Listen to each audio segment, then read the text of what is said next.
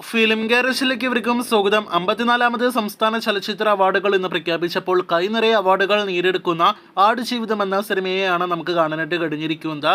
അതിൽ കാത്തിരുന്ന ആ അവാർഡ് പൃഥ്വിരാജിനെ തേടിയെത്തിയിരിക്കുകയാണ്. ബ്ലസി സംവിധാനം ചെയ്ത ആടുജീവിതം എന്ന സിനിമയിൽ അഭിനയ പ്രകടനത്തിനാണ് പൃഥ്വിരാജ് സുകുമാരനെ തേടി മികച്ച നടനെ തേടിയുള്ള അവാർഡ് എത്തിയിരിക്കുന്നത്. ഇത് 3ാം തവണയാണ് മികച്ച നടനുള്ള അവാർഡ് സംസ്ഥാന ചലച്ചിത്ര അവാർഡിൽ പൃഥ്വിരാജിനെ തേടിയെത്തിയിരിക്കുന്നത്. പൃഥ്വിരാജന് എല്ലാവിധ ആശംസകളും നേരുന്നു. ഒപ്പം തന്നെ അർഹതയ്ക്കുള്ള അംഗീകാരം തന്നെയെന്ന് സംശയം പറയാം. മികച്ച സംവിധായകനുള്ള അവാർഡ് ആടുജീവിതം എന്ന സിനിമയുടെ സംവിധായകൻ കൂടിയ ബ്ലസിയെ തേടിയാണ് എത്തിയിരിക്കുന്നത്. അതേസമയം പ്രത്യേക ജൂറി പരാമർശം ആടുജീവിതം എന്ന സിനിമയിൽ അഭിനയ പ്രകടനത്തിന് KR ഗോകുലിനെ തേടിയാണ് എത്തിയിരിക്കുന്നത്. ആകെ മൊത്തം 9 അവാർഡുകൾ ആടുജീവിതം നേടിയെടുത്തു എന്നാണ് റിപ്പോർട്ട്. കഴിഞ്ഞ വർഷം സെൻസർ ചെയ്യപ്പെട്ട സിനിമകളിൽ 2018 മത്സര രംഗത്തുണ്ടായിരുന്നെങ്കിലും മികച്ച ജനപ്രിയ ചിത്രത്തിനുള്ള അവാർഡും ദി ഗുഡ് ലൈഫ് തന്നെയാണ് നേടിയെടുത്തിരിക്കുന്നത്.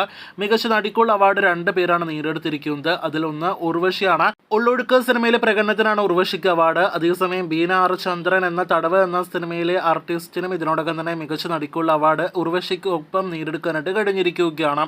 പൃഥ്വിരാജിനോടൊപ്പം ശക്തമായ മത്സരം മെഗാസ്റ്റാർ മമ്മൂട്ടിയും കാഴ്ചവെക്കുന്നുവെന്ന് നേരത്തെ റിപ്പോർട്ടുകൾ ഉണ്ടായതാണല്ലോ. എന്നാൽ മമ്മൂട്ടിക്ക് മികച്ച നടനുള്ള അവാർഡ് കാതൽ എന്ന സിനിമയിലെ അഭിനയ പ്രകടനത്തിന് തേടിയെത്തിയില്ല. അതേസമയം കാതൽ സിനിമയിൽ മമ്മൂക്കിയുടെ കോംബോ ആയിട്ട് അഭിനയിച്ച മികച്ച അഭിനയ പ്രകടനം കാഴ്ചവെച്ച സുധി കോഴിക്കോടിനെ തേടി പ്രത്യേക ജൂറി പരാമർശം എത്തിയിരിക്കുകയാണ്. മികച്ച ജനപ്രിയ ചിത്രം ആടുജീവിതമാണെങ്കിൽ മികച്ച ചിത്രം കാതൽ എന്ന സിനിമയാണ്. ഈ കാറ്റഗറിയിലെ അവാർഡ് സിനിമയുടെ സംവിധായകൻ ജിയോ ബേബിയെയും ഒപ്പം തന്നെ പ്രൊഡക്ഷൻ കമ്പനി ഉടമ കൂടിയായ മമ്മൂട്ടിയും തേടിയാണ് എത്തുന്നത്. പ്രശസ്തി പത്രവും 2 ലക്ഷം രൂപ വീതവുമാണ് അവാർഡ്. അപ്പോൾ മമ്മൂക്കിയെ ഈ അവാർഡ് വേദിയിൽ കാണുവാനായിട്ട് കാത്തിരിക്കാം. പുരസ്കാര ചടങ്ങ് എന്നാണ് ഇന്ന് തീരുമാനിച്ചിട്ടില്ല. കാത്തിരിക്കൂ കൂടുതൽ ഇതുപോലുള്ള വാർത്തകൾ കേട്ടാം.